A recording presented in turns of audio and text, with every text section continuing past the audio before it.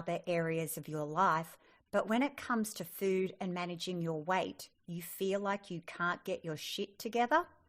If so, then today's episode is for you. Let's get to it. Do you want to be at your happy weight, maintain it with little to no effort, and never diet again? If you just said yes, then this podcast is for you. Welcome to The Perfect Gauge. I'm your host, Caroline Trickey, dietitian and eating psychology coach, and thank you so much for joining me. In my private practice, I get to meet so many smart, successful women who tell me the rest of their lives is great, and they're really confused as to why they can't seem to master this food thing. They'll say things like they just don't understand. They know so much about food and nutrition, but no matter how hard they try, they just can't seem to get their shit together. And if you feel like this also, do you want to know what I see as the main reason you can't get your shit together? Because you're trying to solve a body problem with your head. And that is why you're getting stuck. So right now you're probably thinking, what did she just say? Well, you're in your head trying to solve this problem. It's in your head where you're trying to work out macros and calories, fasting times, or you're telling yourself you need 6 meals a day or your metabolism will stop, or you're trying to figure out whether you should be eating paleo or keto or only meat or cabbage soup or grapefruit. And you ask this person what they think, and you ask that person, what should you do? Should you try this program or that one? And when you're doing all of this, you're in your head. You're in your head trying to work out what's right for your body. You're in your head trying to work out what your body needs.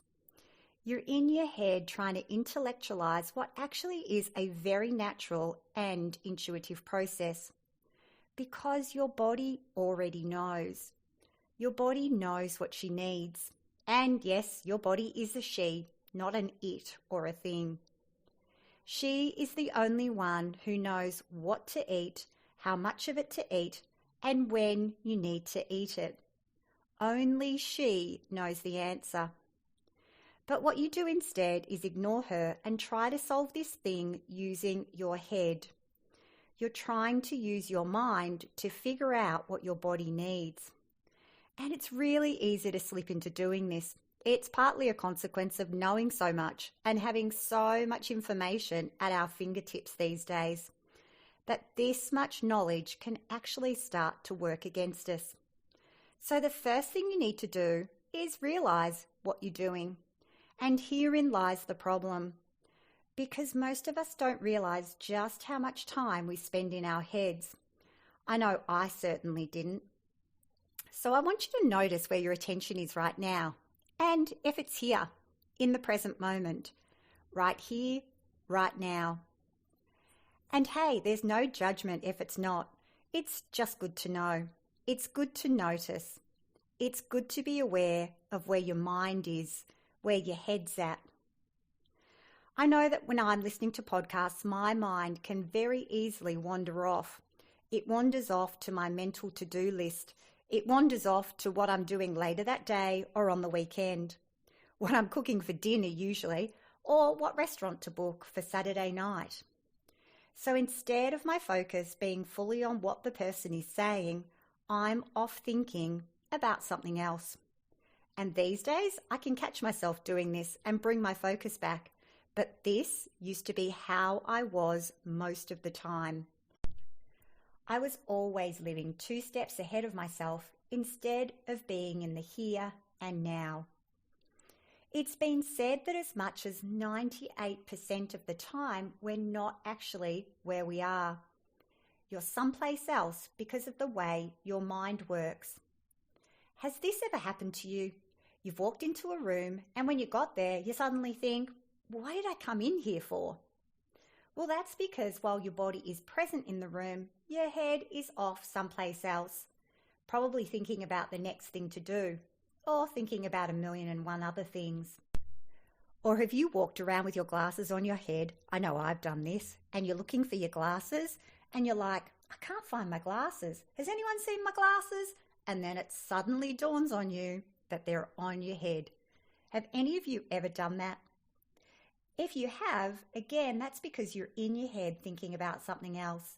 And for us busy women, we often have a never-ending to-do list as long as our arm. So it's really easy for our minds to be focused 10 paces ahead of where we are. But when this happens, when you're not right here, right now, you're missing what's happening right before you. You are missing your life. You get to the end of the day, stop and think, what happened today? What did I do? Because all day your mind has been off somewhere else, lost in the past or off in the future, but rarely there in the room with you. When you're not in the present moment, you really do miss so much that goes on around you, and you miss what's going on with your body. If you've disconnected from yourself and your body, you will always struggle to know what to eat. If you want to eat when you're hungry and stop when you've had enough, the only time you can do that is in the present moment. Only in the present moment will you know how you feel and can choose what to do. Your body is an incredible source of information, valuable information, and if you're living in your head, you'll miss it. You'll miss all of that fabulous information. Well, actually, I'm sure you won't miss all of it because I'm sure you still do realize when it's time to wee and poo. Because let's face it, if you don't wee when you're meant to, it hurts. But it's really easy to miss when you're hungry because that sensation is much more subtle. Until, of course, you get hangry and then it can get really loud.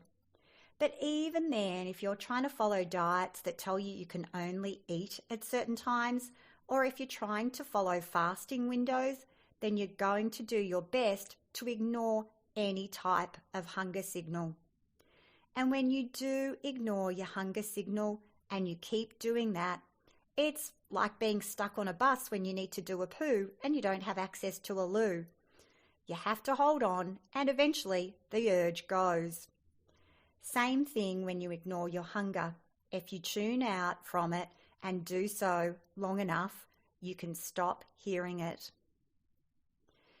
What can also happen when you ignore your body's hunger is that your mind can take over and start directing you. And your mind is loud and will tell you all sorts of things. Like, oh my God, you're so starving. Oh my God, you need to eat now. Your mind will tell you, I need chocolate, or I need a pick-me-up. And your mind is not subtle at all. In fact, it often acts like a belligerent 2-year-old toddler. And your mind is really good at convincing you to eat when you're not actually hungry, and you won't realize what it's doing. If you're not on good terms with your body, it's really easy for your mind to trick you. And before you know what's going on, you're allowing your mind to decide what your body needs and when it needs it. And that never turns out well.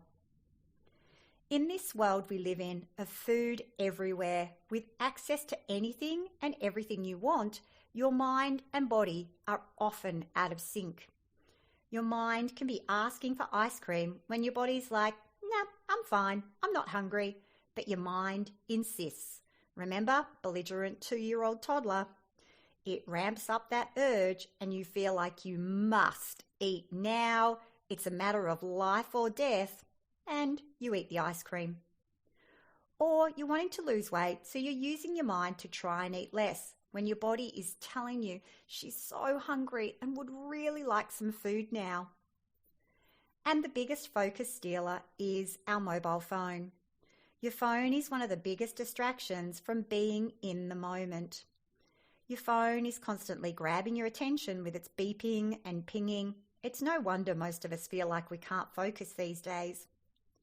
When you've got your head in your phone, you won't notice what's happening around and within you, especially if you're scrolling while you're eating.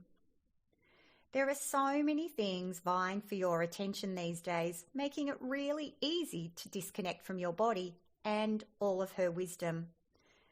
Particularly as a woman, you have this infinitely incredible power within you, this incredible wisdom within you that guides you.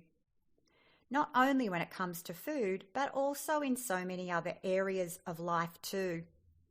This is your inner wisdom, your internal guidance system or GPS, your inner knowing, part of your higher self. But if you struggle with food and your body, you'll be detached from this wisdom because you're in your head trying so desperately to get this food thing right. It's almost like your head has become detached from your body, so from your neck down, you're just oblivious to what's going on. And often this happens because we don't like that part of us from the neck down. It's the part you're so critical of, that you judge, that has the hips or the thighs that are too big, or the belly that's too wobbly. And this is why it often feels more comfortable living in your head. When you don't like your body, it's easy to disconnect from it.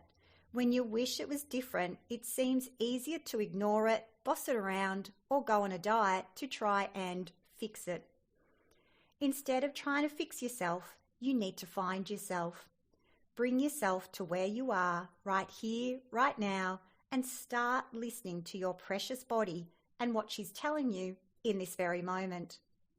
Because despite detaching yourself from her, she carries on constantly doing all the amazing things she does to keep you alive. She keeps your heart beating so that blood keeps pumping around your body, delivering all the important nutrients to your cells and removing waste. She's regulating your temperature and hormone levels and water levels, and she's constantly healing and repairing any internal issues, as well as when you cut yourself. You don't have to think about any of it. She takes care of all of that automatically. And everybody has this incredible ability.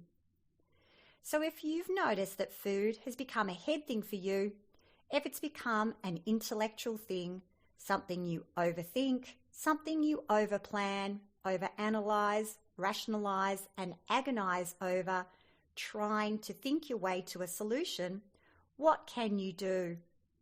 How do you stop listening to your head and start tuning back into and listening to your amazing body? Well, here are 3 things that I recommend to my clients. First, you have to break up with diets and food rules. Dieting is the most fundamental way you end up disconnecting from your body. Diets outright tell you that you can't trust yourself and to listen to them, as they know better than you about your unique and wise body. Sorry, but what a load of horse shit. So that's the first thing to do. Get rid of any diets and food rules. Next, you need to allow all food to be back on the menu from which you get to choose. Now, this is a scary step for pretty much every one of my clients. They love the idea, but they're terrified that when they put it into practice, they're going to eat anything and everything in sight. They don't trust themselves because they've been following diets and rules thinking they need them. But they don't. Nobody does. You have a self-trust muscle. You just need to use it. Only by using it will it get stronger. Oh, and it's likely you won't end up acting crazy around food and eating and not being able to stop because it's rules that do this to you. But if you do, it's because you still have some sneaky rules hiding in the recesses of your mind. And then finally, you need to slow down so you can pay attention. Drop your focus into your body and allow her to guide you because she knows. She knows how to eat. She knows what she wants and when she wants it. She knows when she's had enough. She knows when she's satisfied. The best way I can explain it is to watch any toddler eat. They know when they're hungry, they know what they want, and they know when they've had enough. They'll turn their head away and refuse to eat more. They are very tuned into, very aligned with what their body needs and wants. They are very much in the present moment. As we go through life, we become disconnected for all sorts of reasons. Work, life, social pressures, trauma, technology. You need to make a point to realign yourself. You know when you're out of alignment, it feels like something's a bit off. Something's not quite right, but you can't quite put your finger on it. And when you're out of alignment with yourself, you take action from fear. You're overthinking rather than listening to what your body is telling you. But you know when you're in alignment, you feel calm and you know that what you're doing is right for you because it feels good. You feel good when you're eating according to how your body is guiding you. You feel good when you eat this way, which is what keeps you doing it. And it's a different kind of feeling good than what emotional eating provides.